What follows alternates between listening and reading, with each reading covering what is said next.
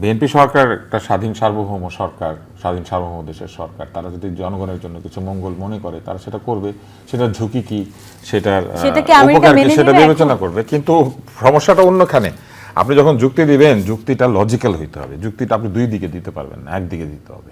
দুই দিকে আসলে যুক্তি দেওয়া সম্ভব না। আপনি 64টা চুক্তি ভারতের সাথে নাকি আছে, একটাও বাতিল করে নাই। কেন করে নাই? করে নাই ওনারা নাকি হ্যাঁ, ওরা 64-66 যেটাই হোক, অন্তর্বর্তী সরকার ওনারা এটা নাকি পারে না। কিন্তু ওনারা চুক্তি করতে পারে, আরেকটা আরো বেশি চুক্তি করতে পারে। কেন? ওই যে যুক্তিটা দেখেন, নিজের নিরাপত্তার স্বার্থে। ভারতের সাথে আমাদের যুদ্ধ হওয়ার মতো কোনো কারণ আছে? এটা তো আগে বিবেচনা করতে হবে। আমরা কি তাদের সঙ্গে আমাদের সীমান্ত বিরোধ কিংবা অন্য কিছু কি এমন পর্যায়ে আছে যেটার জন্য আমাদের যুদ্ধ হইতে পারে? আমাদের যুদ্ধ হলে মিয়ানমারের সাথে হইতে পারে বরং, কারণ এইখানে তারা লাখ লাখ রোহিঙ্গাদেরকে ঢুকিয়ে দিয়েছে। তারা আমাদের ওইখানে এই অন্তর্বর্তী সরকারের সময় ওইখানে বোমা ফুটিয়ে লোক মেরেছে, আপনার মনে আছে? ইন্ডিয়ার বর্ডারে লোক মরলে হা হা চিৎকার করতে থাকে। রোহিঙ্গাদের ওইখানে যে শেল পরে আমাদের লোক মারা গেল, শব্দ করেছে এই দলগুলি? একটা শব্দও করে নাই। তার মানে কি চিটাগাংয়ের বর্ডারে লোক মরলে পরে ওইটা ঠিক আছে, খুলনার বর্ডারে মরলে পরে এটা ঠিক নাই? ব্যাপারটা এরকম না। বর্ডারে লোক মরলে দুই জায়গাতেই অসুবিধা, এক জায়গাতে না। এবার আসেন, আমরা যে বাণিজ্য চুক্তিটা করেছি, এই বাণিজ্য চুক্তিটাকে আমাদের অন্ধও বলবে না, মূর্খও বলবে না, যে পড়তে পারে সেও বলবে না যে এই চুক্তিটা আমাদের ফেভারে। এই চুক্তিটা আমাদের ডিসফেভারে। এই চুক্তিতে তাদের পণ্য বিনা শুল্কে এখানে ঢুকবে। আমাদের পণ্যের যে শুল্ক সেটা কিন্তু বাতিল হয় না, পুরনো শুল্ক রয়ে গিয়েছে, নতুন শুল্ক আরোপিতও হয়েছে, আরও 20%-এর জায়গায় 19%। এই পুরনো শুল্ক কিন্তু জিরো হয়ে যায় নাই, এবং আরো 19% বসানো হয়েছে। এবং আজকের পত্রিকাতে সংবাদ আছে তারা আবার শুল্ক বসানোর ধান্দা করছে। কিটা সেটা হচ্ছে আমরা নাকি এখানে জোর করে লোকজনের শ্রম আদায় করি, আমরা জোর করে শ্রমিকদেরকে নিয়োজিত করে সস্তায় মাল বানিয়ে নাকি আমরা ওখানে ঢুকিয়ে দিই। জোর করে আমরা কোথায় শ্রম করি? আমাদের এখানে শ্রমিককে জোর করতে হয়। আমাদের এখানে বেকারত্ব, লোকজন কাজ পায় না, সেখানে নাকি আমরা জোর করে লোকজনকে খাটাই। এইগুলা কিছুই না, এগুলো হচ্ছে নতুন আধিপত্যবাদ। এবং সেই আধিপত্যবাদের বিরুদ্ধে আবার কোনো অসুবিধা নাই। সাদা চামড়া ভালো, নিজের মতো চামড়ার রং হলে খারাপ, ব্যাপারটা কিরকম? ব্যাপারটা এরকম না।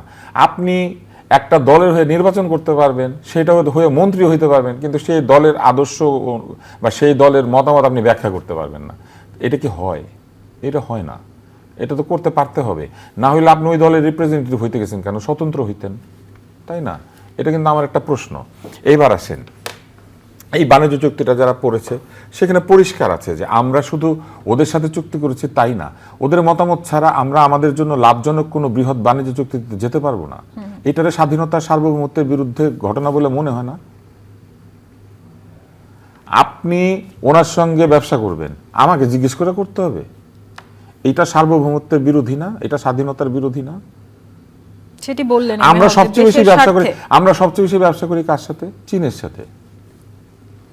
এবার আসেন, আপনার যার সাথে ঝগড়া, আমাকে নাকি সেই ঝগড়া আপনার পক্ষ নিতে হবে, এটা একটা বাণিজ্য চুক্তির মধ্যে আছে। আপনার ঝগড়া আমার কি? তাহলে এটা একটা খারাপ চুক্তি না? এটা অবশ্যই একটা খারাপ চুক্তি। এবং সেই খারাপ চুক্তিটা ইউনূস সাহেব করে গেছে, কিন্তু ওনারে কিছু বলা যাবে না। কেন? এমন একটা অবস্থায় ইউনূস সাহেব এসেছেন যেন ইউনূস সাহেব আর কি ফেরেশতা, উনি পাখা লাগিয়ে এসেছিলেন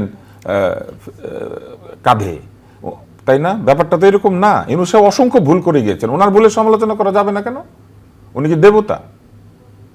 উনি কি ইনডেমনিটি পেয়েছেন? ওনার কোনো ভুল নাই। উনি নিজের কর মাফ করিয়েছেন, ওটা কোনো কিছু না। উনি নিজের কোম্পানির জন্য সুবিধা নিয়েছেন, ওটা কোনো কিছু না। উনি নিজের আয়কর মাফ করিয়েছেন, ওইটা কোনো কিছু না। এগুলো বলা যাবে না। এগুলো সিরিয়াস কনফ্লিক্ট অফ ইন্টারেস্ট, এগুলো সিরিয়াস স্বার্থের দ্বন্দ্ব। এবং উনি সেগুলো করেছেন ওখানে বসে থেকে। উনি নিজের অফিসের লোকজনকে নিয়ে রাষ্ট্রের কাজে লাগিয়ে দিয়েছেন। ওনার সঙ্গে এখন যিনি ঘুরেন, উনি তখনও ঘুরতেন। ওনার সাথে সবচেয়ে সহযোগী যিনি, একজন ভদ্র মহিলা, উনি এখনো তো ওনার সাথেই আছেন। তার মানে কি? উনি ওনার অফিসটাকে এনে রাষ্ট্র পরিচালনা করায় লাগিয়ে দিয়েছিলেন। আমরা কি গ্রামীণ ব্যাংককে ক্ষমতা আনার জন্য জুলাই আন্দোলন হয়েছিল? নাকি গ্রামীণ কি বলে ইউনূস সেন্টারকে বসানোর জন্য জুলাই আন্দোলন হয়েছিল? নাকি ওনার ভাতিজাকে চাকরি দেওয়ার জন্য হয়েছিল? নাকি ওই যে স্বাস্থ্য উপদেষ্টা অথর্ব, তাকে চাকরি দেওয়ার জন্য হয়েছিল? নাকি এই আন্দোলনটা হয়েছিল স্বাস্থ্য উপদেষ্টার 3টা ভৃত্য যারা দুর্নীতি করেছে তাদের জন্য? ইউনূস সাহেব না এসেই বললেন যে কি রিভার্স ব্রেন ড্রেইন হবে, সমস্ত মেধাবীরা নাকি বাংলাদেশে চলে আসবে, উজানে বাদ হবে না ভাটিতে বাদ হবে। এগুলো বলেছিলেন না? অথচ ওনার যা উপদেষ্টা যাদেরকে উড়িয়ে এনেছিলেন একটাও তো এখনো বাংলাদেশে নাই। এই বাংলাদেশটা সংস্কার করে বেহেশত বানিয়ে দিয়ে গেছেন। তাহলে সেই বেহেশতের মধ্যে আপনারা থাকেন না কেন?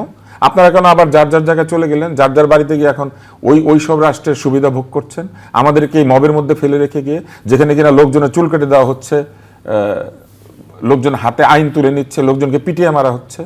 এই মবের রাজত্ব কায়েম করে আপনারা কেন এই মবের রাজত্ব থাকলেন না? যাদেরকে বিদেশ থেকে উনি দেশ উদ্ধার করার জন্য ওনারা কেউ এখনো একজনও কেন দেশে থাকেন নাই? উল্টা তার সঙ্গে যারা ছিলেন এরকম অনেকে বিদেশে যাত্রা করেছেন। এগুলোর কোনো উত্তর দিবে না? সাধারণ মানুষের প্রশ্ন করার সুযোগ নাই দেখে টকশোতে আসতে পারে না বলে এইসব প্রশ্ন সাধারণ মানুষের কেউ করতে পারবে না?